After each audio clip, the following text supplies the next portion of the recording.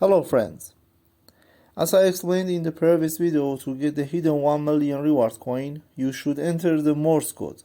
This is all Morse codes you will need to complete this daily objective. And as you see, for example, A is point line, B is line 3 point, C is line point, D will be line point, E will be point, F is point, line point, G is line point, and etc.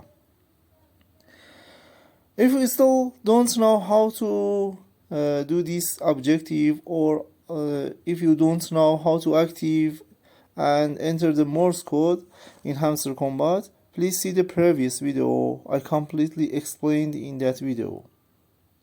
And if you don't subscribe this channel yet, please do it now, and don't forget to turn on the bell to inform you about the new posts. And I appreciate your support of my channel.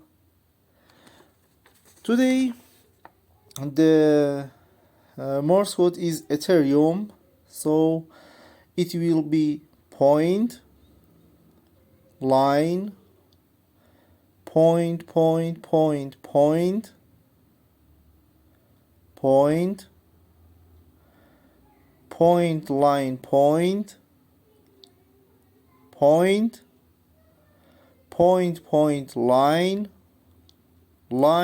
line.